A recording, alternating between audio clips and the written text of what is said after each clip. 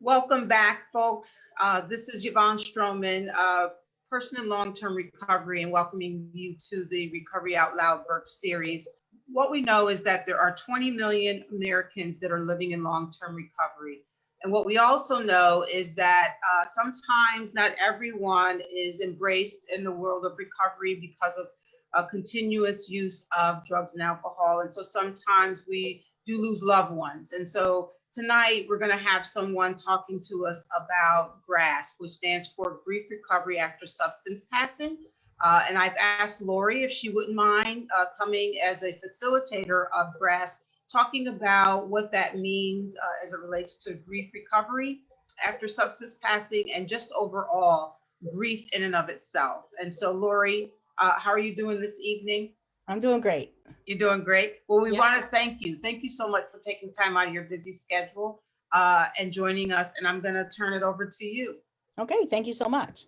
And I'm going to try to launch my PowerPoint. So my name is Lori Kuhn. I'm a retired RN. I facilitate berksgrasp. I'm also a certified grief counselor and advanced grief recovery specialist. This is my contact information. If anybody's interested in that, I can put this up again at the end if anybody's interested. So this is my daughter, Jennifer. In the picture on the left, she is standing in the goal at St. Joe's University, where she had a full ride.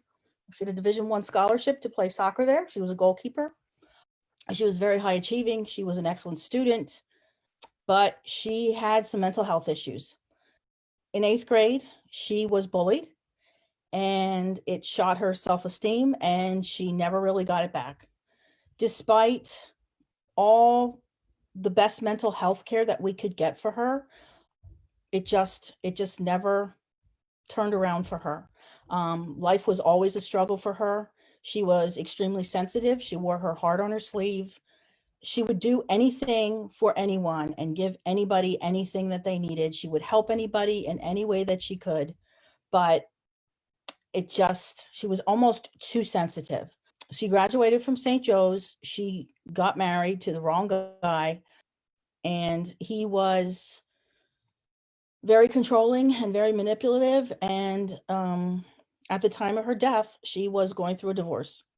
In fact, she was a signature away from a divorce. And the night she called him and told him that all he needed to do was sign the papers was the night that she passed away. Ironically, the next day she was supposed to be starting individual therapy. For her, access to mental health care was extremely difficult. She was waiting to see a psychiatrist when she passed away. She had been on a 6-week waiting list. Her drug of choice was first alcohol, and then she mixed Xanax with the alcohol. And at her death, her drug screen was positive for everything. She never did heroin, but she was able to be revived enough so that we could donate her organs. So that was some good thing that came out of this, if you want to say that. She was 27 years old. The picture on the right is the last picture I have of her. That was taken in the November before she died in February. So to talk a little bit about GRASP, GRASP is a nonprofit organization whose mission is to provide a safe, non-judgmental forum for people grieving the loss of a loved one to substance use. It is a place to share feelings, stories, struggles, strategies, and support with each other, honor their loved ones, and grieve the losses.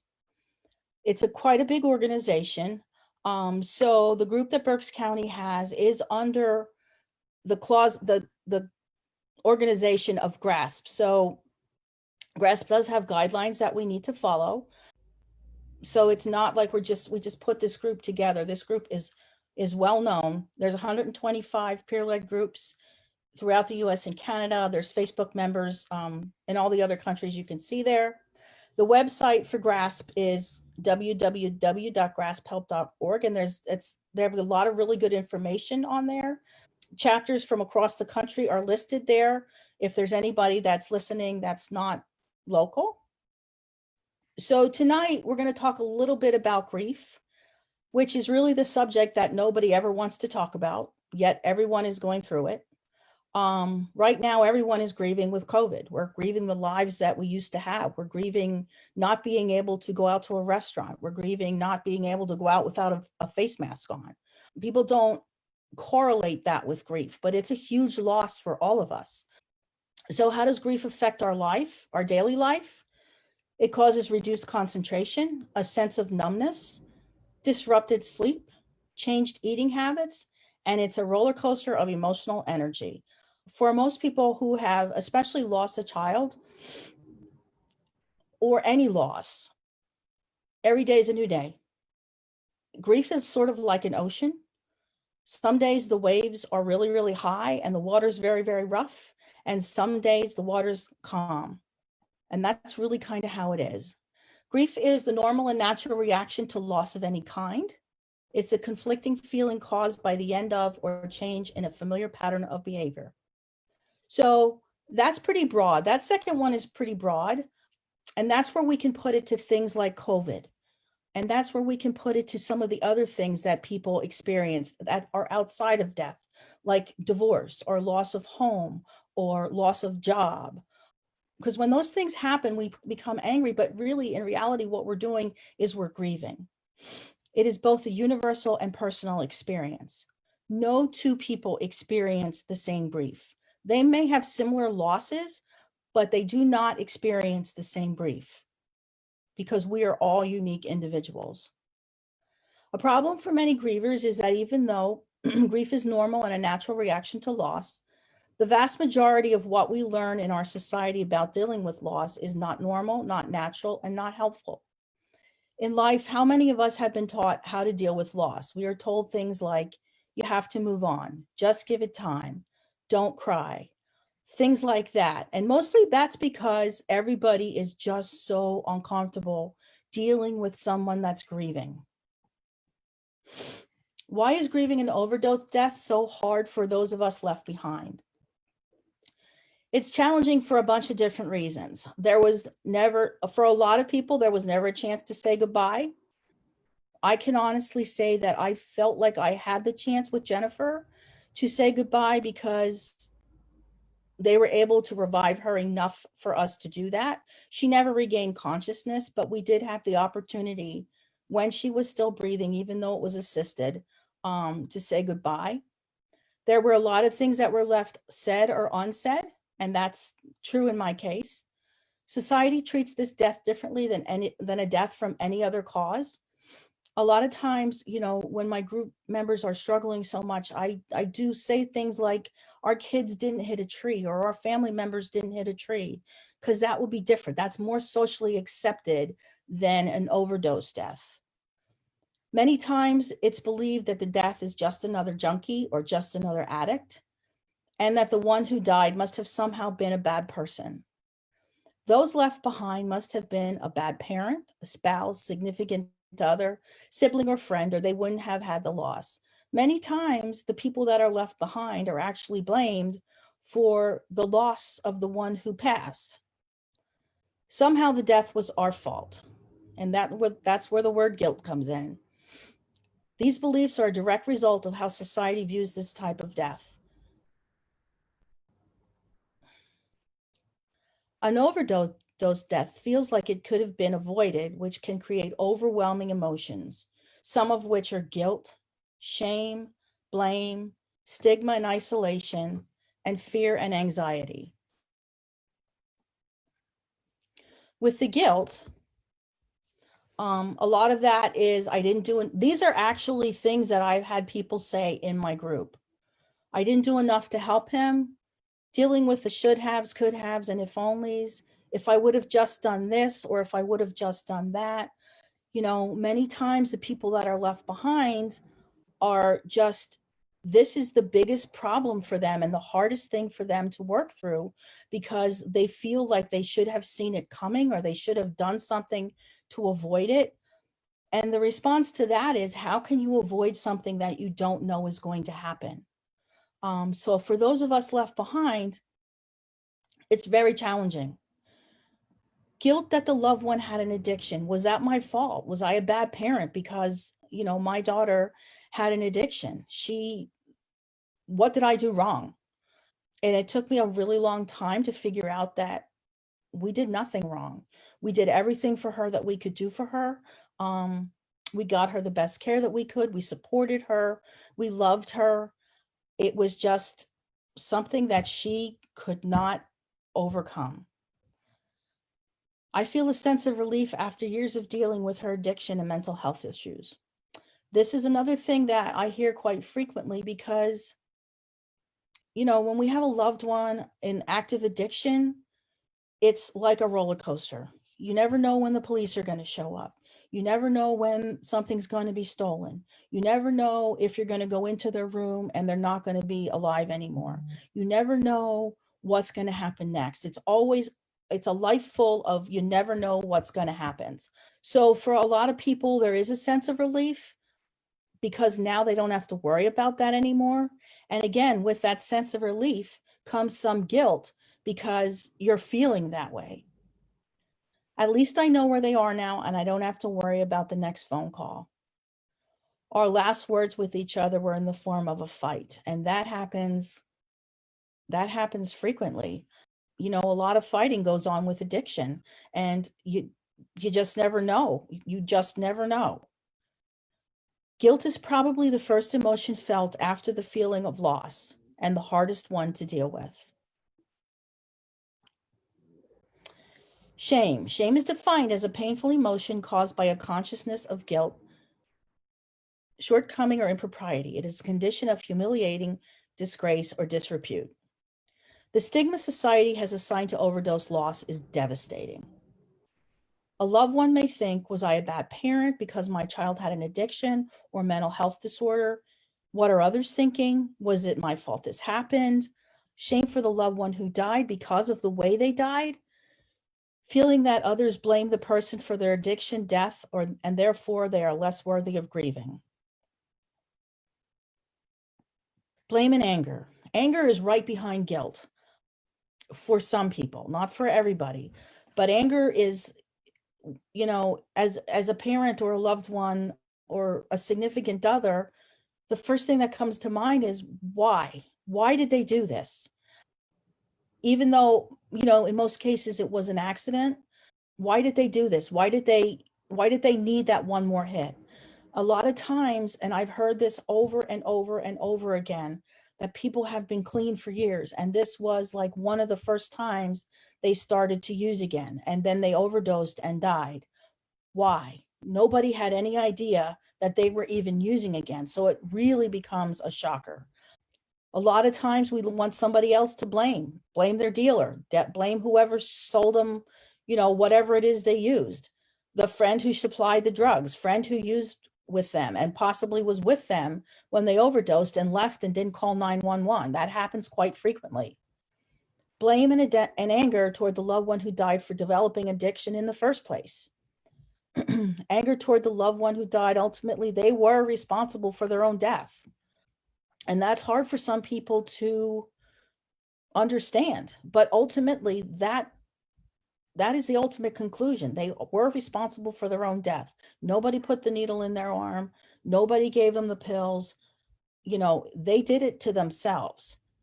Blame toward those who could not prevent the death, obsessing over actions taken or not taken to prevent the death. Stigma and isolation. Active addiction affects family and friends who many times do not talk about the effect the addiction has on them, and they suffer in silence. While addiction is a problem of the individual, its effect on the family can be destructive and isolating. The feelings of isolation often continue into the grief process after the overdose death. Those who are left behind often have difficulty accepting the circumstances of the death, and don't want to talk to anyone about the cause of death. They're reluctant to attend support groups or counseling and are hesitant to seek support from family and friends. That's one of the things about GRASP that is so good, because they're walking into a room full of support and a room full of people who understand what they're going through. There's no judgment. There's no criticism. People are just allowed to tell their stories. They're allowed to talk about their loved ones. They're allowed to say their names, and there's no judgment. Many times their family and friends who usually offer support are not willing to help because of the nature of the death. I've had quite a few members of my group lose their families. Excuse me, their families won't talk to them anymore. It divides families. It just does so many things to the family unit. Fear. After loss due to overdose death, fear and anxiety can become overwhelming. Fear that other family members will start using. Fear that other family members who are in active addiction will overdose, excuse me, or those in recovery will relapse. Fearing judgment from others regarding how and why the death occurred. This is due mostly to the fact that society as a whole does not understand addiction. And this is just a little story that I like to share because a lot of people don't realize how we get to the level of addiction that we can get to. Loss can produce an incredible amount of emotional energy. We have been taught from early on to deal with sad, painful, and negative emotions incorrectly, and we end up storing the energy inside ourselves. Here's an example. A little girl is made fun of on the playground and her feelings are hurt. She goes home and the responsible adult in the home asks her what happened. The child responds tearfully that one of the kids was mean to her. The caretaker, whether it be a parent, a guardian, a grandparent, says, "Don't cry. Have a cookie. You'll feel better." This sets the child up with a lifetime belief that feelings can be fixed with food. After eating the cookie, the child feels different, not better, and for the moment is distracted and forgets about the incident on the playground. However, there is no completion of the emotional pain caused by the event. The event and the feelings attached to it are now buried under the cookie, the sugar, and the distraction. If the child mentions the event again, she would probably be told, "We don't cry over spilled milk." This sends a message that it's not okay to continue to have feelings about what happened, so it must stay buried. Early on, we may learn to cover up, hide, or bury our feelings with food or some other behavior. It's not surprising that sometime later we cover up our feelings with alcohol or other substances. It starts out with a short-term relief and becomes a long-term problem.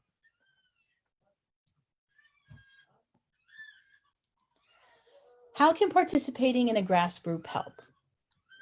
Well, it helps by eliminating the feeling of being alone. I know the first time I walked into a GRASP group and sat down and just listened to people talk, it was the first time I didn't feel completely alone. I felt like there were people there that understood. There were people there that were going through similar situation as I was. It just felt so warm and comfortable. No one should ever have to grieve alone. GRASP is a safe place to share and have a voice. We can talk about the overwhelming guilt associated with this type of loss. We can talk about the trauma that may have been associated with the death. This happens quite frequently when the participant found their loved one or tried to revive them. Discuss experience with police or coroner's office. Luckily for us here in Berks County, I have not heard a whole lot of bad things. I've only heard good things about the coroner's office. The police are a little bit of a different story, but we're lucky that we do have a very supportive coroner's office, and they've been very supportive of the GRASP program. Talk about the overwhelming grief and where they are on their grief journey. Everybody walks through the door is in a different place. Some people come right after they've had their loss. Some people come a year or two after their loss because they're stuck. People can come in at varying parts of their journey. It doesn't matter when they come, they get the support that they need. Education about addiction. Many times a family left behind does not understand addiction and the chemical changes that occur in the brain. Understanding this helps them have a better acceptance of what happened and why. So after I was doing the GRASP group for probably 6 or 8 months, I realized that there were a lot of people coming to the meetings that had no idea what addiction does to the brain. So I had someone come in and do a lecture. Actually, I've had him in twice, do a lecture about the chemical changes that occur in the brain and what happens with addiction and why it's so hard for them to stop. A lot of families don't understand why they just can't stop. And this lecture really does help them with that. And once they can put that all together and realize why things went the way they went, it really does help on their grief journey. And it helps them accept what happened better because they understand a little bit more why it happened. We do some activities that help members work through the process of grieving and help them to remember the good memories about their loved ones, which is so very, very important. We allow members to vent their frustrations about access to care, which I just kind of did a little bit ago, the cost of care, which is ridiculous, and quality of care. We allow them to save their loved one's name without judgment. This is huge. So 9 months after I lost my daughter, Jennifer, my husband was diagnosed with stage 4 colon cancer, and he died 3 years later. So within a 4-year period, I lost both a daughter and a husband. And my work situation got a little bit challenging after he died. And I was not in a real good place myself because I was trying to deal with having lost her. I never really had time to grieve her when he got sick. And then, you know, together he and I walked that cancer journey and I wound up losing him. So I was not in a real good place. And the support that I needed, I didn't really get, which was one of the reasons that I retired when I retired, because I just couldn't do it anymore. People just didn't understand what it was like, what I was going through was like. People don't want to talk about grief. It's the least talked about topic in the English language, because it's scary and it's uncomfortable. And once I realized how hard it was for everybody else to be around me, I was able to forgive what happened because they didn't understand. And just like some people don't understand addiction, a lot of people don't understand grief and how much of an impact it has on your life. And to say things like, you know, you can get married again, or if you lose a child and, you know, say you lost a small child, you can have another one. You know, you're strong, you'll get through this. Those are kind of not helpful comments to make to someone that's grieving. But then the question is, what do you say? Just letting them know that you're there, just letting them know that you have a heart and that you will listen to anything that they want to say, letting them tell their story is huge. Letting them just talk about their loved one, letting them say their loved one's name. Those are things that are so impactful to someone who's having grief.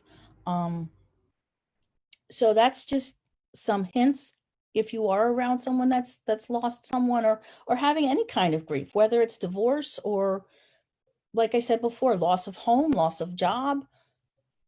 Just giving them an ear is so helpful. And lastly, we help members find reasons to keep going in life and to identify the blessings that they still have. And those two little dudes right there are my grandson. The one on the left is Ben and the one on the right is Carson.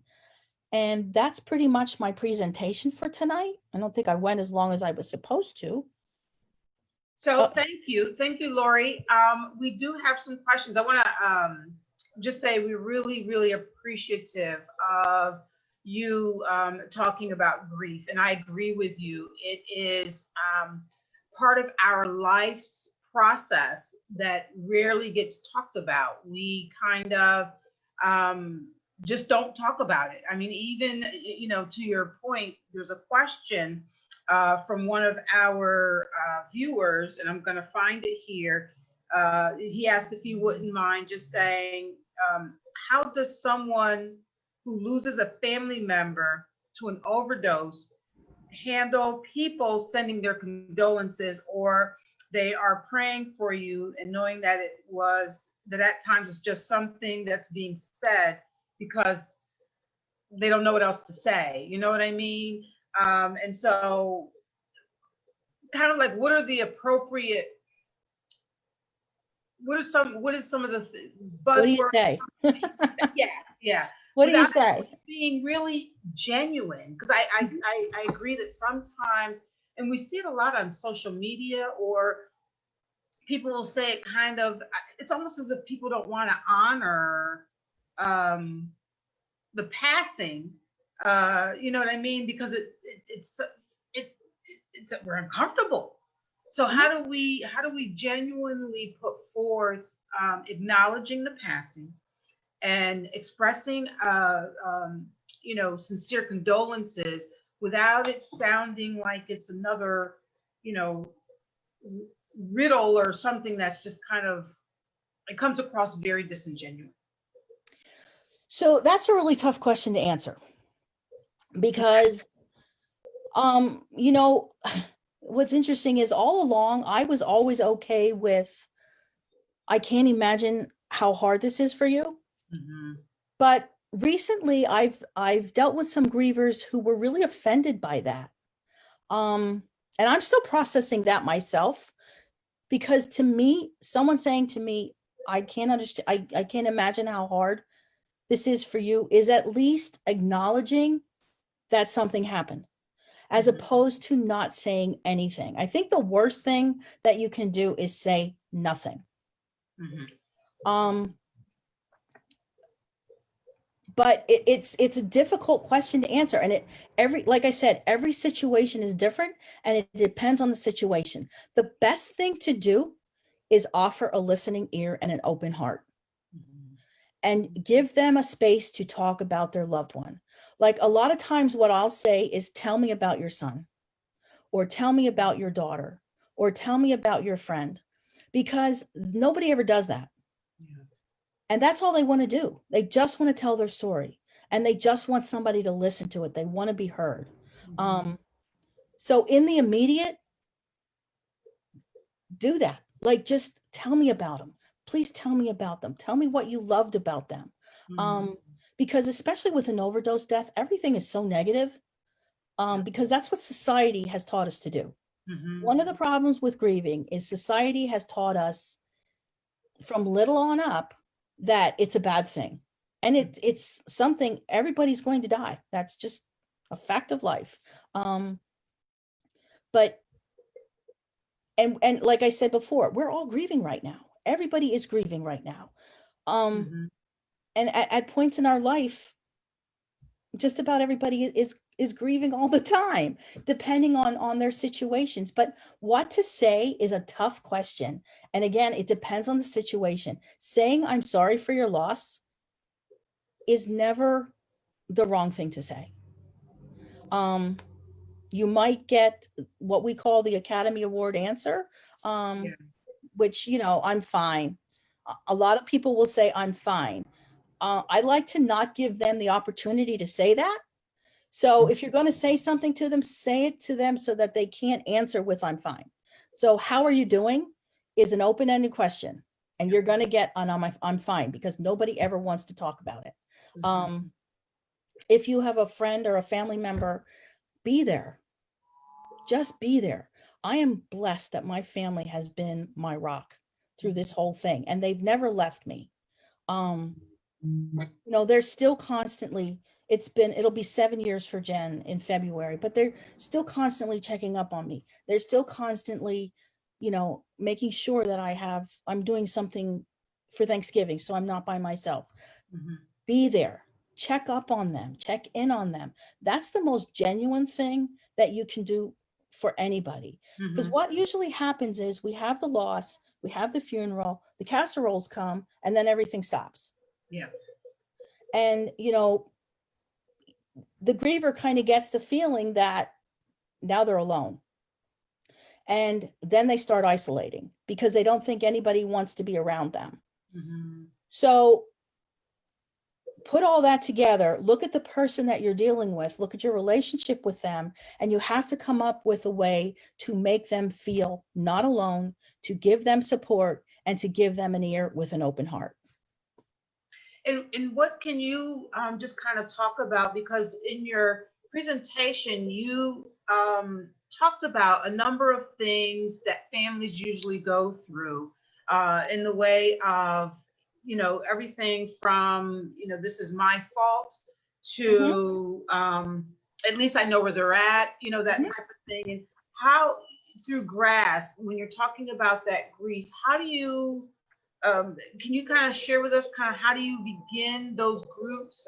Because you probably have families at different places.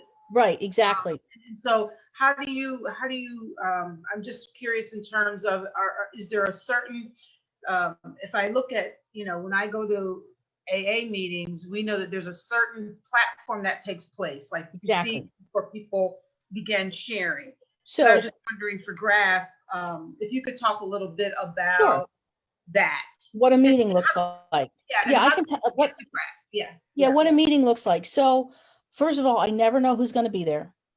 Anybody that comes must pre-register. So I know the people that are there. I just don't know who's showing up on the second Tuesday of the month. Okay. And I could get a call up to right before the meeting starts of somebody new that wants to come in. So usually what happens is if there's someone new that's there, we all introduce ourselves. I allow the person that's new to share as much as they want to. And depending on where they are on their journey, sometimes all they can get out is their name, and that's fine. And they're allowed to just sit and listen. They don't even have to say anything if they don't want to. If they don't want to talk, that's fine. And I mean, anybody can come to these meetings and just listen, because a lot of times you can learn just by listening. Yeah. So we introduce ourselves. And if this person does want to share, they're allowed to tell their entire story as much of it as they want to share and they're comfortable with sharing. And usually what'll happen is the other members that are there have been through that part of the journey that they're going through. So therein lies the support from one another, where we talk about what we did to get through what they're going through, or we talk about, Thanksgiving's coming up. We talk about what we would do to get through the holiday and maybe make some suggestions for someone who has no idea. Or if there's an anniversary of the date of death coming up, we talk about how to get through that. So if I have a meeting where there isn't anybody new that's coming, I'll open the meeting with, does anybody have anything that they need to talk about? And a lot of times people do have something may have happened since the month before. And it could be anything from soup to nuts. It could be anything from, I got my coroner's report. What does this mean? What do you think I should do next? This happened with the police. What do you think I should do next? Another big issue is cell phones, getting the cell phone back. What do you mean getting the cell phone back? Getting the cell phone back. So a lot of times what happens is somebody overdosed, the cell phone of the person that overdosed is taken because it becomes evidence. Oh. Or it becomes part of the case or whatever, however you want to, the terminology you want to use. So a lot of times the police will keep that. And sometimes the people get it back and sometimes they don't get it back. It depends on where the death occurred and how they do things. Is that right? Okay. Wherever. Okay. So even that process for families, that even can be, that can be even anxious moments in terms of what does that all mean? It's very anxious because a lot of times that cell phone has a lot of information in it for them. Unfortunately with this kind of death, we find out a whole lot of information after it happens that we didn't have before. Yeah. And that happens so often, and that has to be processed. Usually it's helpful information because it answers some questions, but not always. So things like that, things like like I said before, our coroner I've not heard any problems with coroner in Berks County. However, the coroner's office in Philadelphia it's just not a good place for people to have to deal with this kind of death. There's really no support there. It's unless it's changed, because we didn't have meetings over the summer. So, I mean, things could have changed, but I've heard some absolute horror stories come out of that. So we just kind of help each other sort of work through that. Um, people who have good experiences kind of give advice to those people who have had bad experiences. I never had to deal with a coroner, so that wouldn't be, that's not a situation I know a whole lot about, so I just listen. But usually there's someone there that does. So therein lies the support group. Okay. That's kind of how it just seems to work out. And if by chance we have a night where everybody just kind of sits there and nobody wants to talk, I usually bring some kind of an activity to do that makes them think. Makes them think about mostly themselves and how they're processing things and what their support system is. And stuff like that. I usually try to have an activity ready for each meeting just in case. Mm-hmm. Mm-hmm. And can you, a person, families, loved ones, how long can they participate in GRASP? Is there a certain time frame for someone, No, or is that no. people? I've had people, I've had people come for years, and then they float in and out of the group. They may be there 1 month and they not the next month, and then I might not see them for a couple months, and then they come back. And that is a little bit challenging to facilitate, but I've gotten used to it now, and I'm much better at working with grievers. So I know if they're coming back, usually there's something on their mind.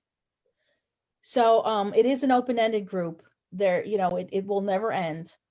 People can come and go. If the death was 15 years ago, it's fine. How about facilitation? How does that work? Because you're a GRASP facilitator. How does one become a facilitator? Usually, again, I'm going to go back to what I know in terms of meetings. When I go to meetings, there's a certain amount of time, of sober time, that we have to have in order to chair a meeting. And we have to even sign up if we want to chair or take over a month or something of that nature. I'm just, was wondering if that was a little bit different for GRASP in terms of facilitation. Is there training? So there is no training. So that's why I went and got all that training. Good for you. But yeah, they do have some guidelines. You have to be out at least a year. So, and the reason for that is it does make sense, because that way you've gotten through all the anniversaries, you've gotten through every holiday, you've gotten through, right. So, time heals is kind of a myth, but it does a little bit. It makes it softer. And the way I describe that is it's not so much of a punch in the face, it's more like a slap. So you have to be out a year. You have to go through an interview process, which really isn't that complicated. And they have to approve you. And then they sent you a very small booklet and say, go be a facilitator. So there's a learning curve with this, a huge learning curve. But I had a lot of support with that, and I had resources I could use. So I was very lucky that way. That's wonderful. And I really appreciate you talking about grief. And because we know that grief, we're talking here as it relates to substance passing. Right. But just in terms of, I appreciate the information that you gave about grief overall. How does, if we're working with families, and there are times that I get calls from parents who's lost a loved one, or a spouse who's lost a loved one, or Lori, they're close to losing them. How do we, as folks in the behavioral field, if you could give us, from a perspective of a loving parent who's lost a loved one, some information or advice in terms of how some things that we may do well versus some things that we probably need to do a little bit better on?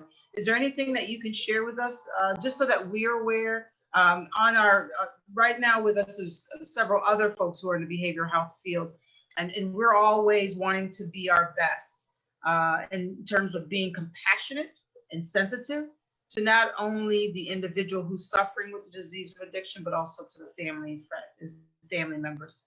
Anything that you can share with us, any wisdom? Sure. And like I told you, Yvonne, before we went live, in this journey, I have become a grief recovery method specialist.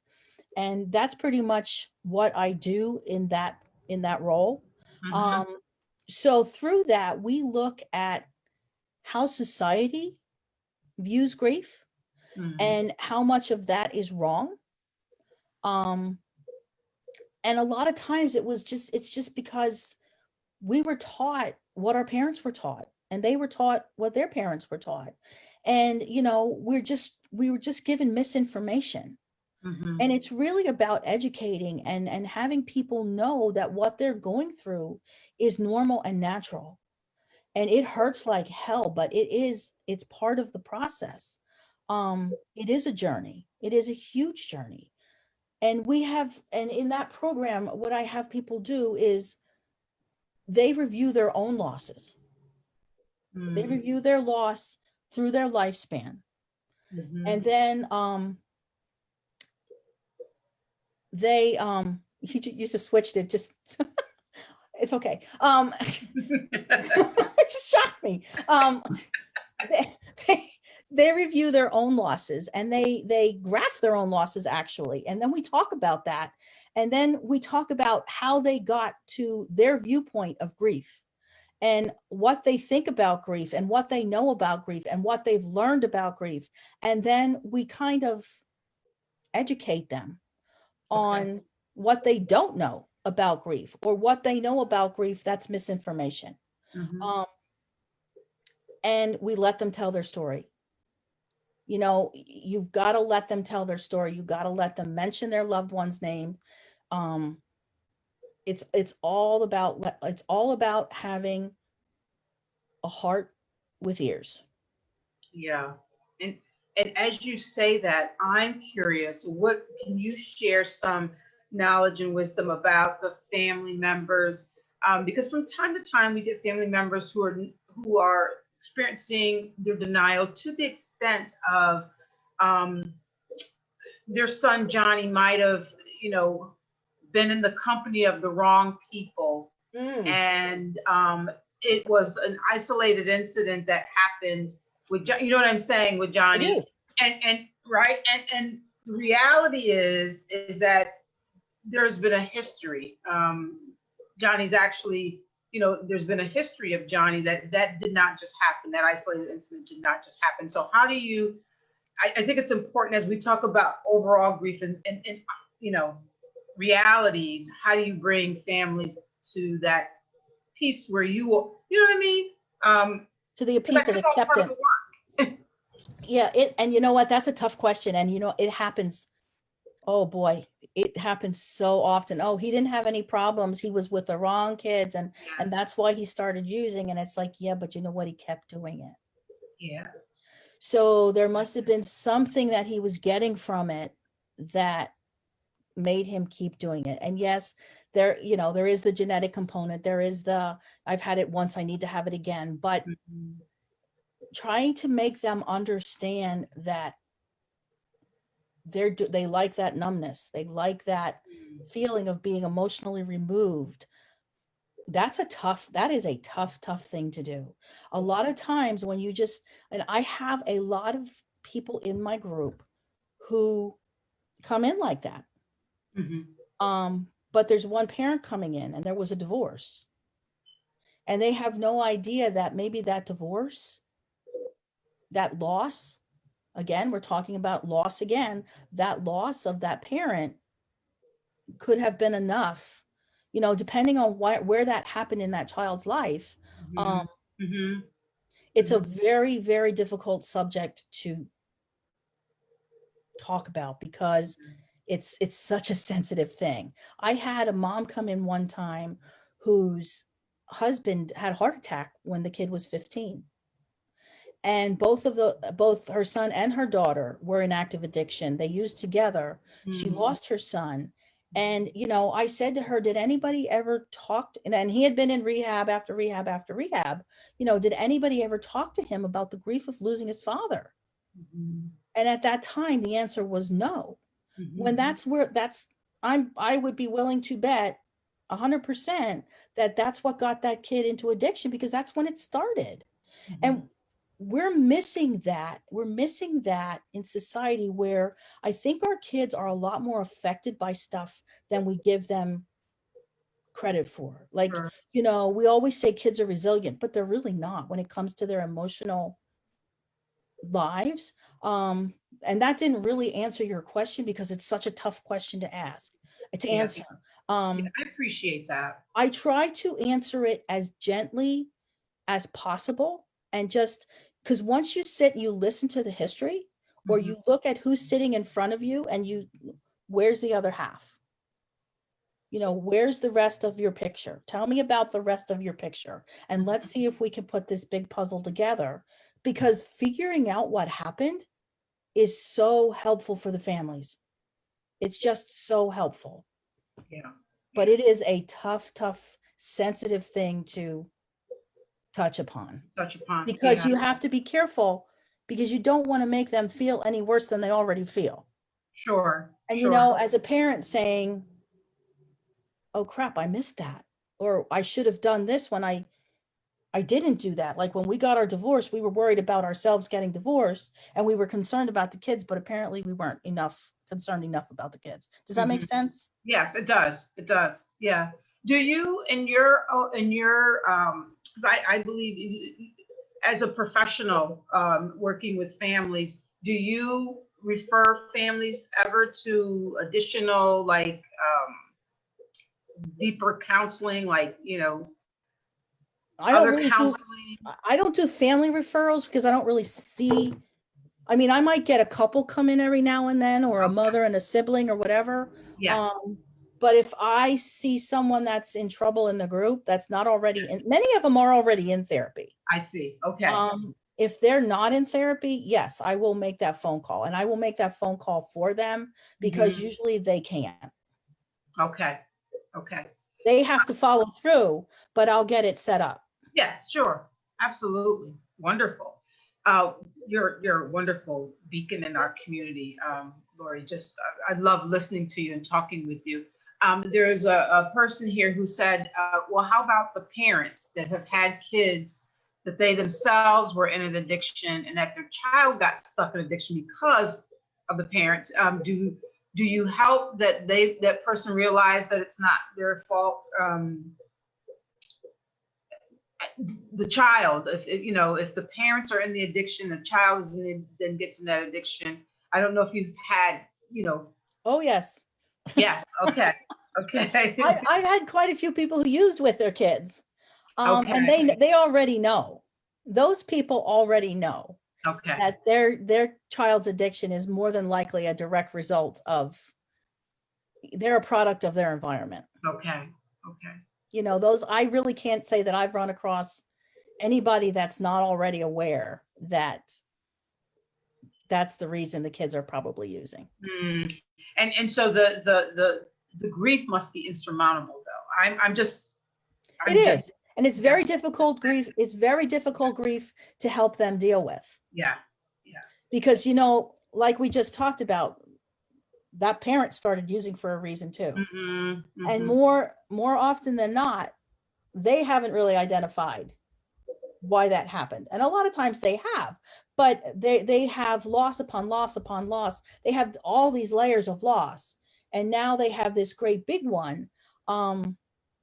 And what I tell them is, we're all born with a backpack. And as we grow older, we put little stones in our backpack. But Yeah. as these things start happening to us, the stones become boulders. And if we don't start taking those stones and boulders out of our backpack, eventually we're not going to be able to get up. Hmm. So if you don't take them out one by one, you're going to be stuck sitting on the side of the road because you can't Yeah. move. I love that. I have to remember that we all have to come with a backpack, and that backpack can either weigh us down Mhm. with a number of things. We're talking about the disease of addiction tonight, but trauma and domestic violence, those things really can compound. And if we're not willing to work through those, I mean, grief happens. As we talked about, so many different levels. If someone wants to know more about GRASP, is there a website and a phone number that you can share with us? Yeah, so if I go back to my, already got rid of it. It's grasphelp.org. So it's grasphelp.org. And if you go to the website for GRASP, there's contact numbers and there's things there. There's a lot of good information there to deal with grief. And like I said before, every chapter in the nation is listed on that website. So my contact information is there. But I use berksgrasp.org, berksgrasp@gmail.com is our email. And that gets to you though. That gets to me. Okay. Okay. Is there, oh, I had the question and I'm sorry, it came and it went just that quickly. There are meetings throughout the county, or there's more centralized, and if someone is in need of a meeting, they will need to connect with you first, and then you kind of do your process. Right. The meetings that I'm having at the Rice Center right now is the only one we're doing right now. Okay. And hopefully we'll be able to stay live. Who knows what's going to happen with that, but that's where we're meeting right now. It's the second Tuesday of every month. We are meeting under COVID guidelines, which seems to be working fine. Great. People are still coming and they're wearing their masks, and you have it set up at the center there where everyone's socially distanced. So yeah, that they would just have to contact me first. Pre-registration is required. That's required by the organization. Yes. Okay. There was a question I had that I wanted. Is there any, do you help facilitate with the group then any, sometimes we want to remember our loved ones, and we want to remember that through a small gathering where we light a candle in remembrance of our loved one, or maybe there is, I guess I'm just a remembrance. And I'm just wondering, does GRASP kind of help? Well, we do our own. So twice a year, we do it for Overdose Awareness Day.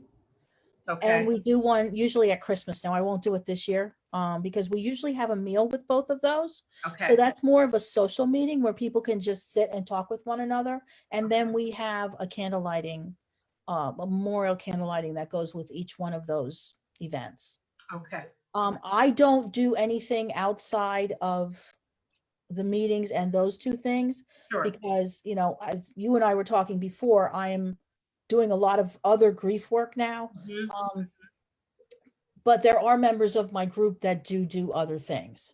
Okay. Okay. I just think that's a wonderful thing that we do for, it's a way of acknowledging, I think, for. Oh gosh, yes, it's so also it's a very healing for those that are still living on Earth. Yeah, those 2 nights are usually my most well-attended nights. Yeah. That's wonderful. That's wonderful. So we're coming to a conclusion with our hour long this evening. And I just kind of, Lori, just thank you. Talking about grief, you've made a uncomfortable topic very comfortable. Thank you. And in the way of just helping us to acknowledge grief, that it comes in many different forms and facets, and that it's okay to talk about it, and we need to talk about it. Yes. I think that I really appreciate your story about the young girl who was teased, and they were saying, well, come in and let's just, have a cookie and forget about it. And what happens is that our learning mechanism tells us to stuff it. And then indeed, that's what we do. And then what happens is, as we get older, we realize that, I don't want to, the cookies isn't making me feel good anymore. We have people out there that says, well, try this. This will make you feel really good. And we do, and it happens. And so I just really appreciate you bringing this topic to life. And I'm sure that those that are watching, we had a lot of activity with questions and communication this evening. So I'm very, very thankful for your presence this evening. I want to invite others to continue participating with us in our recovery series. We'll be back on Thursday night of December 3rd, our first Thursday in the month of December, where we will be talking about spirituality, and we'll talk about spirituality and recovery and how the two really are connected. And so we hope that you'll join us. And we just want to continue to thank Berks County for supporting the Recovery Out Loud speaker series. Thank you again for joining us. Lori Kuhn, thank you for all that you do and the beacon that you are to Berks County. Really appreciate you being here. Folks, be safe, be well, have a wonderful evening, and have a blessed Thanksgiving. Thanks. Thank you. Good night, everyone.